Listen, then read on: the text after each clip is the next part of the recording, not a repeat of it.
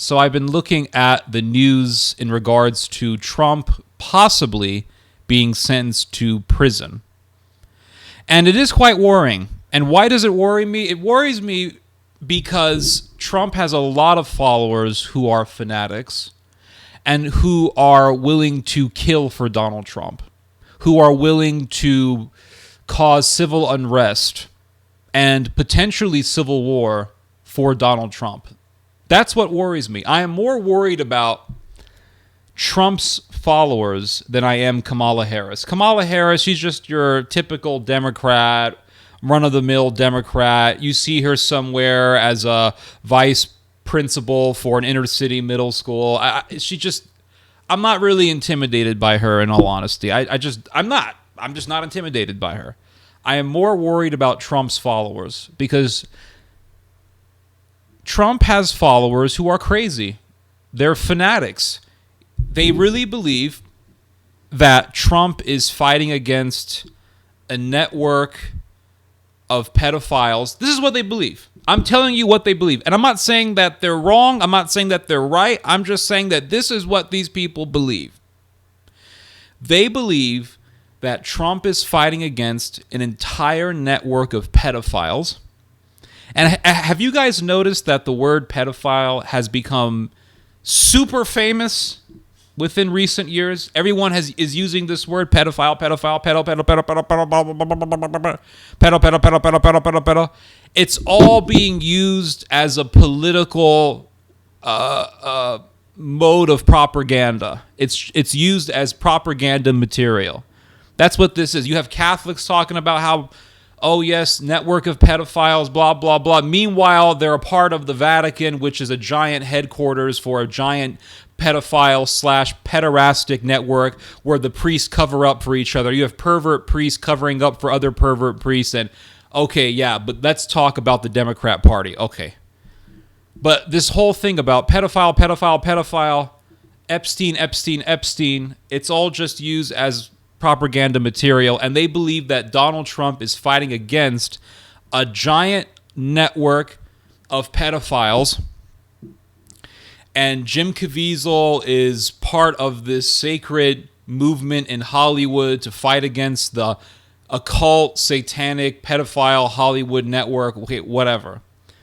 And so if Donald Trump loses, forget putting him in prison. Let's just say the election goes on as normal and Trump loses. You're going to have people thinking that the election is rigged, and they're going to think that Donald Trump's victory was stolen, and they may just get violent. They may get violent, and they may try to cause civil unrest, and they may start rioting. And don't think that this is beyond the right wing. If you think that that type of behavior is beyond the behavior of the right wing, then you have been either deceiving yourself or you just aren't informed. Because we saw what happened on January the 6th of 2021. They rioted in the Capitol building. They rioted. They attacked police officers. That was a sample of right-wing violence in America. And that was a sample of what could happen if Donald Trump loses the election or if he is put behind bars. And this is what's really worrying me. I don't really care about, Kamala. Listen. When Biden was running against Trump, there were people saying, oh my God, this is going to be the worst. And there are people saying that Biden is the worst president ever. They were saying that about Obama. They were saying Obama is the worst president in American history. This was common rhetoric back when Obama was president. That was ancient time when dinosaurs were were walking around. Komodo dragons were walking around on their feet in California. That was ancient times, okay? That was the good old days for some of us. And there were people saying that Obama is going to bring ISIS to America and Sharia law is going to take over. And, believe me, I remember. I was traveling with my dad. We were going to different places and we were speaking and things like that. And I thought Obama was going to be terrible. I thought Obama's going to start his private army of African mercenaries in America. He's going to bring them in from, I don't know, Papua New Guinea, Congo somewhere, Sierra Leone. He's going to bring them in from the diamond fields. They're going to have AK-47s. America's going to look like Mogadishu. You know, I was kind of buying into the hype. But again, how old was I? I was, 21 years old? No, I was younger than that. When Obama first became president, I was, 18, 19, somewhere around there. And then there was the second there was the second Obama campaign, and they were people who were freaking out more about that one because they really thought, oh my God, 4 more years of Obama, it's definitely going to be Sharia law. ISIS is going to be coming. They're going to take down the American flag, replace it with the flag of Saudi Arabia. The White House is going to become the Black House. Statue of Liberty, take that down, replace it with the Kaaba. I mean, it was that crazy. And I remember traveling with my dad, and everywhere I went in America, didn't matter which state I was in. Didn't matter if I was in the West Coast, or if I was in the Midwest, or if I was in the South. Didn't matter. People were asking the same questions. People were asking the same question. I mean, they were asking the same questions. But in regards to this topic at hand, there was one question that they always asked. And that was, is Obama a Muslim? And they thought Obama was going to bring in Sharia law, whatever. And he was the worst president ever. Now they're saying that about Biden. So supposedly Biden is worse than Obama. So let's bring back Obama. Apparently, let's revive the Obama presidency. Apparently, he would be better. Now they're saying Kamala's going to be worse, and she's a communist, and she's a Marxist, and you have all of this misinformation spreading around on Twitter. I mean, I'm thinking about just leaving that website. Honestly, guys, I'm thinking about just leaving that website. That website is awful. It's so awful. This is how bad Twitter is. I cannot post anything without Twitter censoring me. And I know this for a fact. If I post a video, I recently uploaded a number of videos onto Twitter, so I thought maybe by posting onto Twitter, I could expand my audience, and I don't want to just upload on one website, so let's try Twitter. There's a lot of people on there, so let's upload onto Twitter, blah, blah, blah, blah, blah. Right? Every time I upload a video onto Twitter, or X as it's now known, they always say the same thing. Oh, we put a warning on your post because you may be posting sensitive material. What sensitive material am I doing? It doesn't matter what I post. I could be posting a video about Africa. I could be posting a video about, the Sudanese Civil War or something. Sensitive material. I could be posting a video about the weather forecast in Honolulu somewhere. Sensitive material, and they censor all of my posts. If I post an article, it's the same thing. Sensitive material, they censor me. Meanwhile, you have people literally calling for another Holocaust of the Jews, and they're not censored. You have people praising Adolf Hitler on X. No censorship. Nothing happens to them. You have people posting videos of Israelis being killed, and they'll say, oh, Allahu Akbar, this is amazing. It's a giant 4chan poll. It's a giant 4chan website now. That's what Twitter has become. But if I post anything, even though I have a very small audience, it's sensitive material. Here you go. And meanwhile, the entire website of Twitter is just a giant cesspool. It's just a giant cesspool of anger and hatred and rage and misinformation. And it's scary. It really is scary.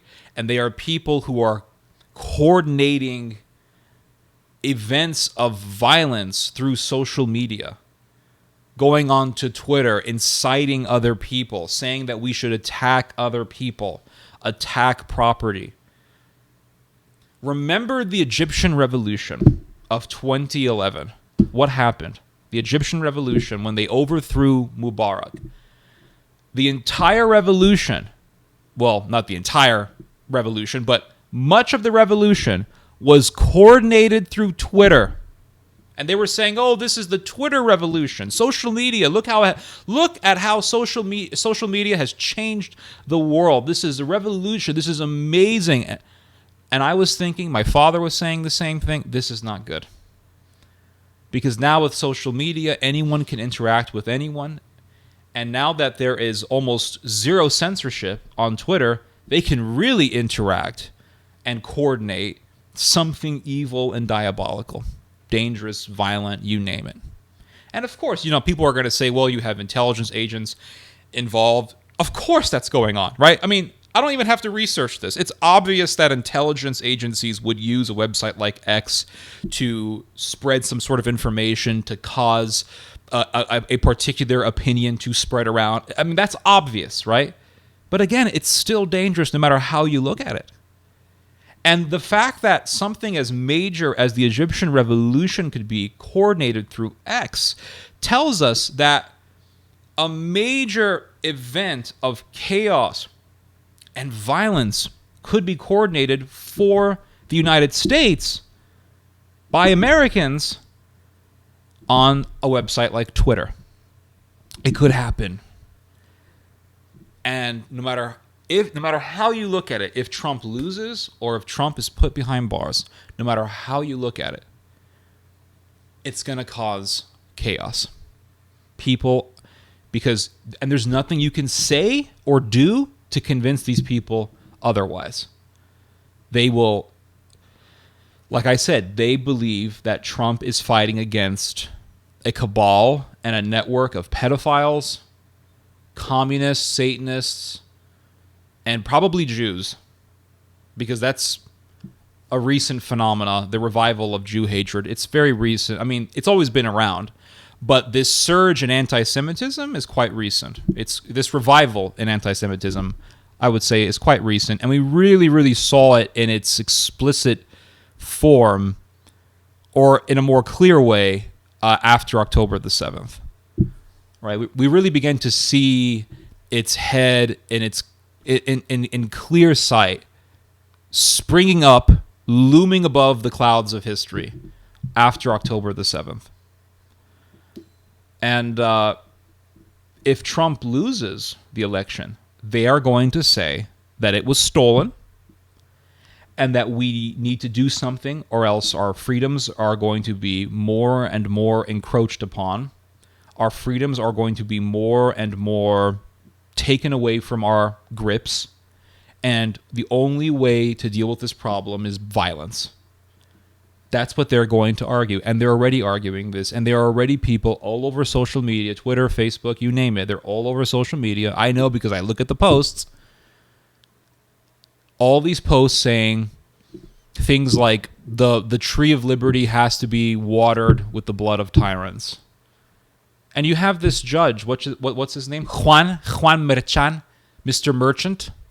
Juan Merchant. You have this judge who doesn't give a shit. He seemingly does not give a damn about the potentially destructive consequences of what his actions would lead to if he says Trump has to go behind bars and they put Trump behind bars. Now, I hope that all this is just a big game. I hope all this is just a big show. I hope all of it is just political theater. And that, like I said, that in the future, we'll just look back and say, 2024, what a big joke, right? It was all just a big joke. It's all just a big show. And I really hope that Trump wins. I hope that Trump wins so that his followers will say, we won, and his followers will calm down, and we'll have at least 4 years of some peace, right? 4 years where we can just, the righties can say we won, it was a victory, this is amazing, and they can just relish in their victory for 4 years, and they can just shut up and calm down, and we can just relax. That's what I'm hoping. I really hope that Trump wins, mainly for that reason. Now, of course, Trump, if he wins, the economy will be better. People are going to be more confident in the market and all that stuff. And, there's that reality. And that's good. All right, that's fine, and that's valid. But the main reason why I want Trump to win is because I know that his followers will be calm down. They will be abated. And a lot of the rage will subside. Things will calm down. Because at the end of the day, the most important thing in life is peace. That is the most important thing in life, is peace. Because if there's no peace and you live in war, all of the rhetoric that you stated, all of the rhetoric that you exclaimed about freedoms and about fighting for what's right and about, I don't know, how we have to fight for Donald Trump or some politician will be forgotten, because they will be forgotten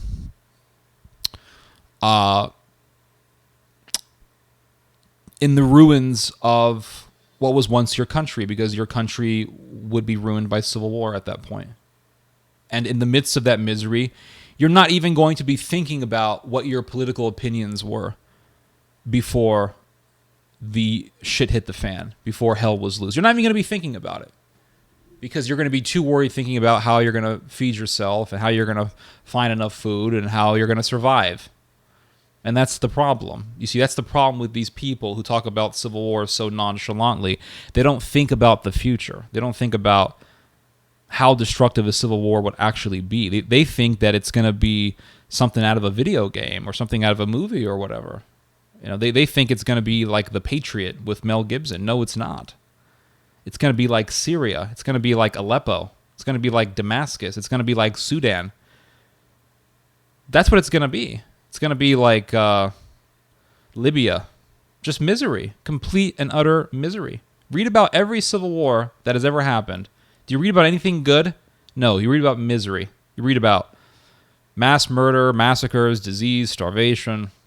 That's what happens in wars. It's not fun. And right now, you think it's all fun. Right now, you're going onto Twitter, you're talking about, oh yes, the tree of liberty and blood, haha, freedom, and this and that, and this and the other.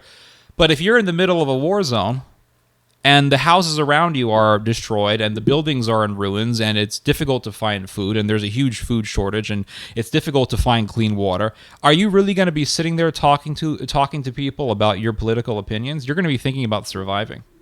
And that's why I say peace should be our main pursuit in life. Peace. As a society, it should be peace. It's like the whole thing between the United States and Russia.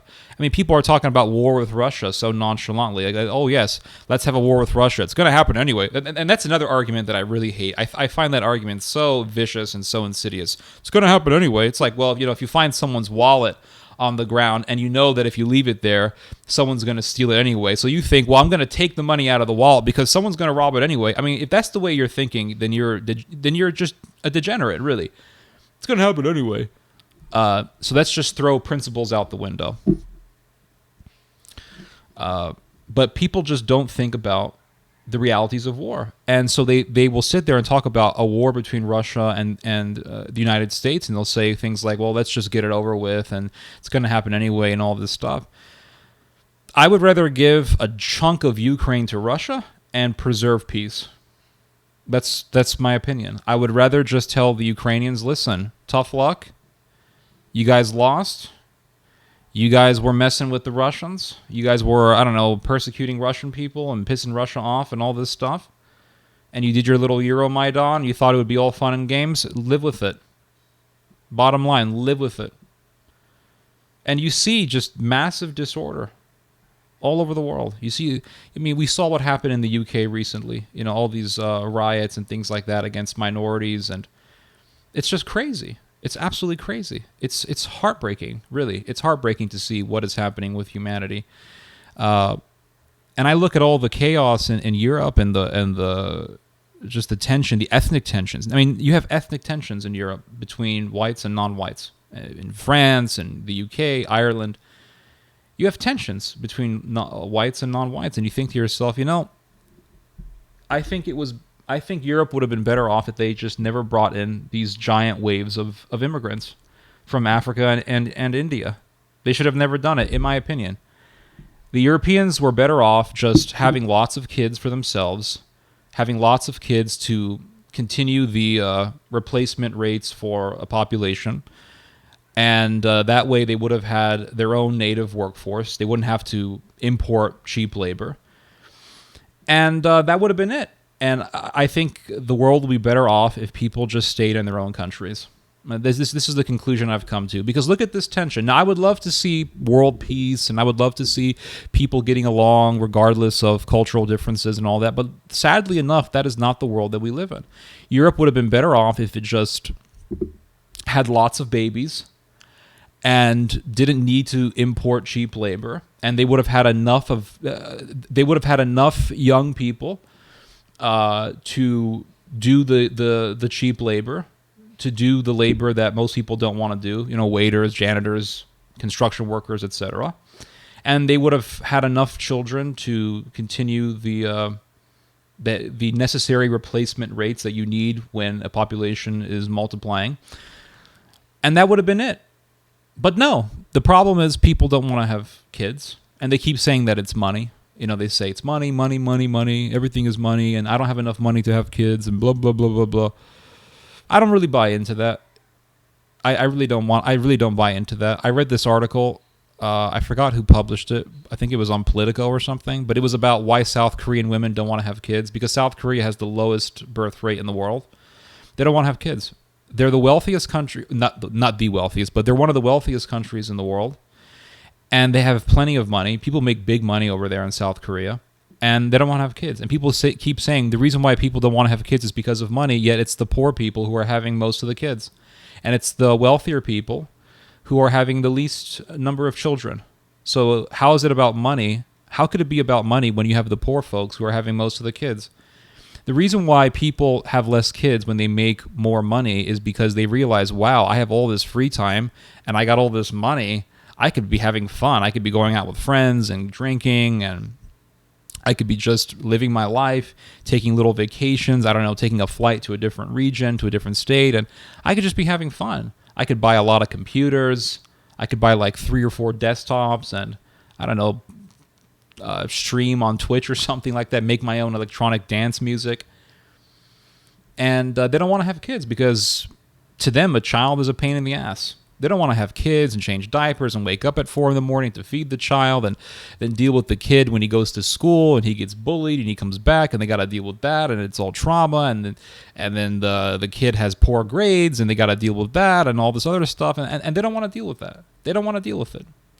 So they would much rather not have children and then just import people from third world countries to do the cheap labor, to do the non-skilled jobs, whatever that means. And that's it. And then they complain about the foreigners, and they complain about the minorities, and they complain about all these things. And then the minorities come in, and a lot of them, sadly enough, a lot of them act like they own the place, and they say, and they start acting like assholes, and they commit crimes, and then the native population says, oh, look, these people are ruining our country. And then you have ethnic tensions. You have ethnic tensions. And the problem is that when the native population gets violent, as we saw in the UK riots, they will attack innocent people. And you have racists who provoke them and incite them. And then you see Twitter, and it just makes everything worse. Because Twitter is used as a platform, as a vehicle to spread misinformation. And that's why in the beginning of the whole chaos in the UK, they were saying it was some Syrian guy. He came here on a boat, blah, blah, blah. It's all garbage. It was some black dude who was born in Wales. And then they still continued their racist narrative. And they said, well, he shouldn't have been here in the first place. Well, if that's the case, then all of the non-whites who are born in the UK, who are second-generation British or third-generation British, shouldn't be in the UK anyway. They shouldn't be in the UK according to the mob, and the mob has a right, according to these people, the mob then has a right to be violent against all non-white people who are second or third generation immigrants. I mean, is this the logic that we want to take? Is this the way of thinking that we want to adopt? Is this a way to peace? It's not a way to peace. I would much rather have peace than appeal to some crazy narrative. All of Ukraine must be freed. Well, that's not going to happen. Well, it has to happen. Well, who's going to stop Russia? The United States. Well, you want to risk a nuclear war? I would much rather tell Russia, take that big-ass chunk of Ukraine that you guys want so much, and then prevent a nuclear war. That's my position. Call me a cuck, call me a coward, whatever. That's my position. It's like that movie, The Patriot, with Mel Gibson. It's a great movie. Mel Gibson plays this guy who lives in some simple farm somewhere in the 13 colonies before America became a country. And there's a revolution against the British, and he really doesn't want to participate in the revolution. He doesn't. He wants no hand in it, wants no involvement in it. His sons are very idealistic, and they say, Dad, let's fight against the British. And he says, boys, you don't understand war. And the older son tells Mel Gibson's character, you're a coward. You are an absolute coward. And there is this scene when Mel Gibson's character's older son is about to enlist in the Revolutionary Army against the British. And Mel Gibson's character, his name is Mr. Martin. His last name is Martin, so we'll just call him Martin. Martin puts himself between his son and the enlistment table, the sign-up table. And he tries to prevent his son, and his son says, Martin tells his son, when you have children of your own, you'll understand. And his son says, when I have children of my own, I will not hide behind them. And Martin moves aside and lets his son sign up. And then his son gets into his first battle. And there's a scene where it shows the first battle that his son gets involved in. And in this scene, it's the most graphic scene in the whole movie. A cannonball hits an American rebel's head, and the head just pops right out of the body. It's the most violent scene in the entire movie. And Mel Gibson's character's son is so scared. He's hiding in a building somewhere. He's absolutely terrified. And then his father comes over and finds him and says, didn't I tell you? This is war. It's not pretty. And so people talk about idealism, and they have idealistic views of revolution and civil war, nuclear war, whatever. And all that idealism dissipates in the face of reality, in the face of the reality of war, which is nothing pretty. You know, we saw the footage from Syria. We saw the beheadings in Syria, and we read about the stories of cannibalism in Syria. People were actually committing cannibalism in Syria during its civil war, and all of a sudden there was an outbreak of Kuru in Syria. Kuru is a disease that you can only get by eating human flesh. And it was a disease that was once thought extinct because it was only found in, I want to say, either Papua New Guinea or Fiji, one of those island countries in Oceania. And what happened was that the natives in these lands were wont to do cannibalism. They were wont to eat human flesh. They had a habit of eating human flesh. It was part of their, heathen society. And then you had these missionaries from Europe who came along, and they said, hey, stop eating human flesh. This is one of the great things about Christianity. It civilized people. And so the natives converted to Christianity, and they stopped eating people, and then Kuru stopped. So the world thought Kuru was an extinct disease, and then all of a sudden it popped back up in the 2010s in Syria because you had Syrians eating other people. You had these Syrian rebels who were eating other people. And there was that video that went viral, I remember, because I want to say I was the first person in the English-speaking realm online to actually report on this video. But there was this video that went viral showing a Syrian rebel ripping out an organ. I think it was the lung or the liver out of the body of a Syrian soldier, and then he began to actually chew on the organ. I mean, it was absolutely horrific. It's demonic stuff. And then you had the, the South Sudanese Civil War. Yeah, the South Sudanese Civil War. And the South Sudanese Civil War was horrific, and there was a number of cases of cannibalism. And it wasn't cannibalism. It wasn't a case where people were so starving that they were so desperate that they ate dead bodies. No. It was the case of people who just wanted to eat human flesh. I mean, just pure demonism. And you can read about this type of stuff happening in the French Revolution and back in the late 18th century. People were doing cannibalism in the French Revolution, drinking blood, eating flesh. I mean, the whole thing. And again, this wasn't because of desperate starvation. This was because of just plain demonic possession. Just pure demonic possession. Pure demonic possession. And so the question is, do you want this type of insanity in your country? That's the question. Is it worth it? And if a civil war or if some horrendous civil unrest does break out in this country and hundreds of thousands of people or millions of people die from disease, starvation, massacres, murder, people dying in the battlefield, are we then going to have the accountability to look back and say, truly it wasn't worth it? I hope that people, if there's one thing good that would come out of such a horror, it would be that people would look back and say, this should never happen again.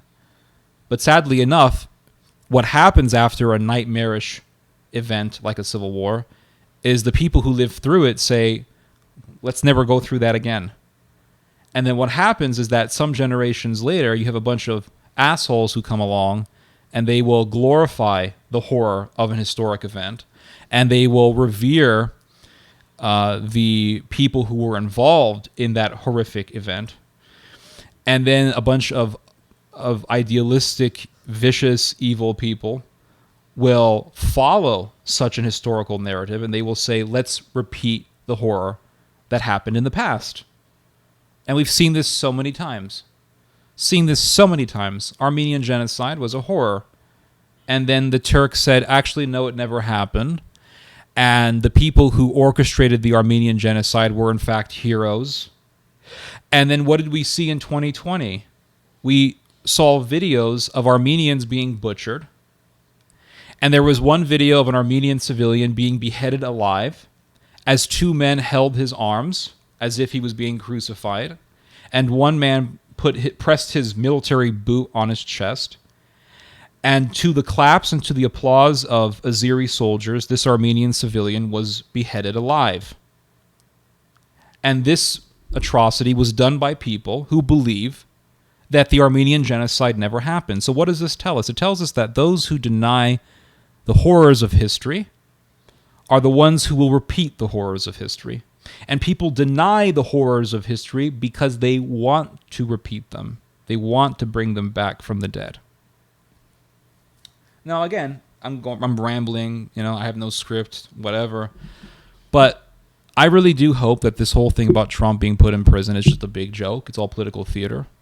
And I hope that, well, if he does get sentenced, then Trump will just appeal it, and then he won't be in prison, and he's going to continue on with his election as planned, and everything will go accordingly, and you'll have an election. And I hope that Trump wins. And then we'll look back and say, oh, whatever, we were worried for nothing. That's what I hope. But remember what Trump said back in February of 2024. He said in an interview with Fox News, talking about if he was at peace with the reality that he could actually be in prison. He said, and these are his words, "I'm okay with it. Not sure the public would stand for it." And then he went on to say, "I think it would be tough for the public to take. At a certain point, there's a breaking point." So Trump has already said, if I get put behind bars, my followers will become violent. This is what he has implied when he said there's a breaking point and all that stuff. We all know what he's trying to say. This is like when Trump talked about Hillary Clinton some years ago, and he said, well, maybe the Second Amendment people can do something, blah, blah, blah. And it was an implied threat. Like I've said before, the right wing incites just like the left wing incites. The right wing is not innocent. But people have truly lost their minds. We've entered a new stage of our history. We have entered a transition point into a new era. And this era is really just going to be a revival of an old era. And that's what's happening.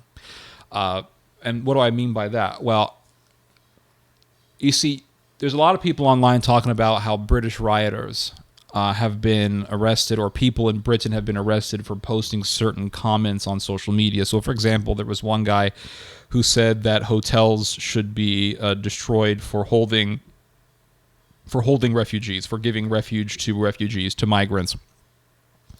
This guy was arrested. His name is Jordan Parler. Jordan Parler was arrested for making that statement, and that statement was an incitement to violence. And people sit there and say, they make excuses for it, and they'll say, a man arrested for posting on Facebook. Well, he wasn't arrested for posting on Facebook. He was arrested for posting a particular statement, not on Facebook, on Twitter, a particular statement on Twitter, which was indeed incitement.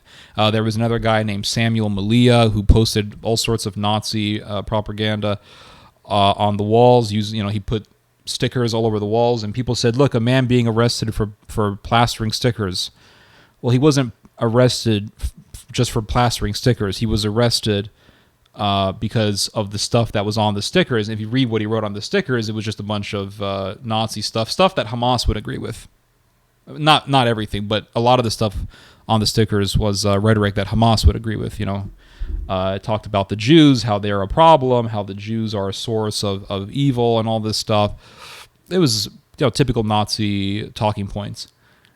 And he was arrested. Now, there have been cases of people who were arrested for posting things that weren't exactly incitement, but they weren't incitement in the sense that they were saying, let's go and attack people, but they were incitement in the sense that they were basically portraying immigrants as a threat to society, et cetera, et cetera. And those people were arrested. And so you have people saying, well, this is an infringement of free speech, it's a violation of free speech, et cetera, et cetera.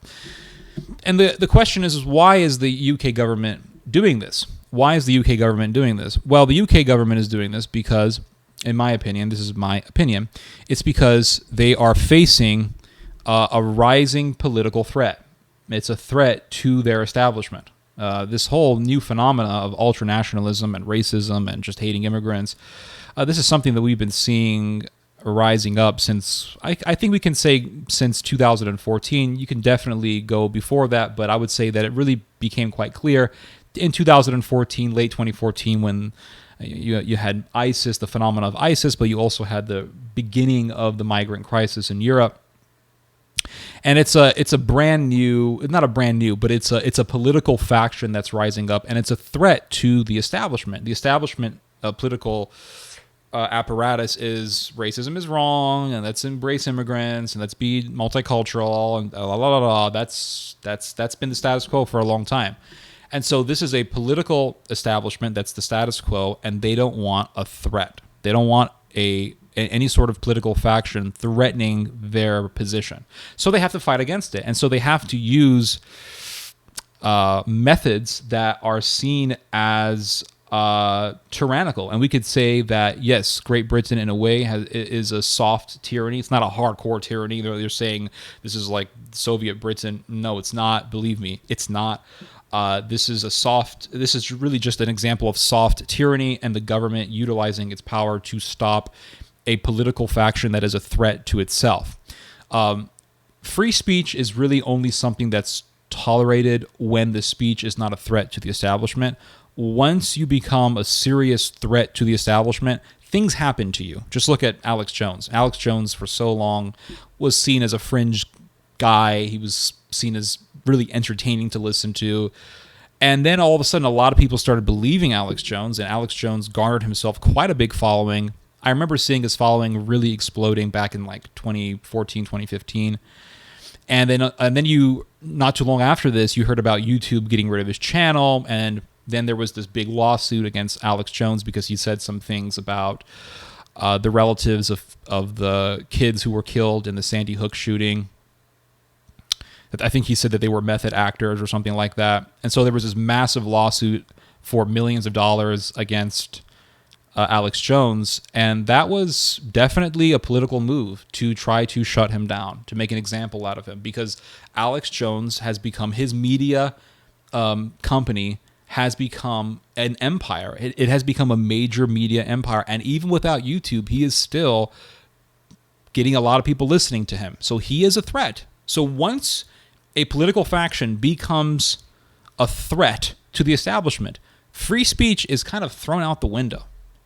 And they sort of have to move around it carefully. They sort of have to be gentle with it and not do mass arrest and not arrest every single person, because then it would cause a lot more problems than if you were to just be calm about it. But they will do these little power moves on people and arrest certain people and do certain political moves on people to shut them down. And the reason for this is because they're facing a faction that has grown very influential, the anti-globalist faction, the faction against immigration, the faction that wants to bring back racism, wants to revive old insidious ideas from the 20th century and before that. The revolutionary faction, people who want to do revolution, who want to overthrow the status quo. This whole thing has formed into an aggregate, a major movement, and it's a threat. So you're seeing Western governments who have been touted as institutions of free speech becoming more and more aggressive. So what eventually is going to happen, I think, is there's going to be a major political shift, and we have already seen samples of this. Trump, Brexit, these were samples of this major political shift. And the shift is continuing on. It's not stopping. And the riots in the UK are another example of this. People who are willing to become violent for Donald Trump are another example of this. It's very scary what's happening, guys. Very scary. And it's not going to be pretty.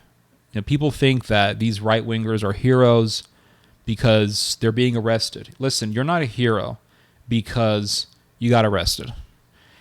Being arrested doesn't make you good. Even if you're being arrested for a political cause, it doesn't make your political cause good. Because these rioters, believe me, they're not good people. They're violent, and if they were to get in power, they would not uphold free speech. They wouldn't observe free speech. They would impose anti-free speech laws. They would restrict people. They would oppress people. They would repress people. People who differ with them politically, people who differ with them racially, people who are of a different ethnic group than them. They will be oppressive towards other people. That's the bottom line. Just because when a government imposes itself on a political faction, it's because that political faction is a threat. And you have to ask yourself, well, why are they a threat? And it's very possible that the political faction that is being oppressed may actually be worse than the government that is oppressing it once they take power. The political faction that is oppressed, when they take power, a lot of times they end up becoming more tyrannical than the government that they overthrew or the government that they eclipsed or supplanted in some way. Perfect example is the French Revolution. The king, was he a tyrant? Every king is a tyrant in some way. Every government is tyrannical in some way. The question is, how much tyranny is tolerable enough that you can live a normal life while living under that particular government? Because a government will be a little bit tyrannical, and then you have these insiders who call for its overthrow, who call for its toppling, and then you overthrow it, and then the people that you supported, the people that you thought were fighting for liberty and that you wanted to overthrow the government, they may just be way more tyrannical than the government that you thought was terrible. And then you may find yourself in an execution square and your head is on a chop block. Your head is on a guillotine. And if you look at the French Revolution, that's what happened. The king, was he a tyrant? Sure he was. Every king is tyrannical. They overthrew the king, and the revolutionaries were way worse than the king. They butchered millions of people. They say hundreds of thousands, but if you read some of the counter-enlightenment literature from those days, they will say it was actually millions. There was one counter-enlightenment book that I read. I forgot the name. Joseph de Maistre, or Maistre. Joseph de Maistre's book on the French Revolution says that it was actually 3 million people who were killed. And if you look at the reign of Napoleon, I mean, Napoleon was a bigger tyrant than the king. And Napoleon took power because of the French Revolution, as a result of the French Revolution. And he ended up starting the Napoleonic Wars, and the Napoleonic Wars led to the deaths of millions of people. So be careful what you wish for. Really, be careful what you wish for. Don't be idealistic for violence and war, because if you get what you want, you may just find yourself at the opposite end of the barrel, of the gun barrel. Anyway, I've talked long enough, guys. This has been a big rant, but I really wanted to get this off my chest because this really has been worrying me lately. Again, I hope it's all fun and games. I hope it's all fun and games. I really do. But I'm afraid for the future. I'm just going to say it. I'm afraid for the future, and I'm afraid that one day all this political tension in America is going to become chaotic. Anyway, I've said enough. I've spoken long enough. You guys have just heard some theology. God bless.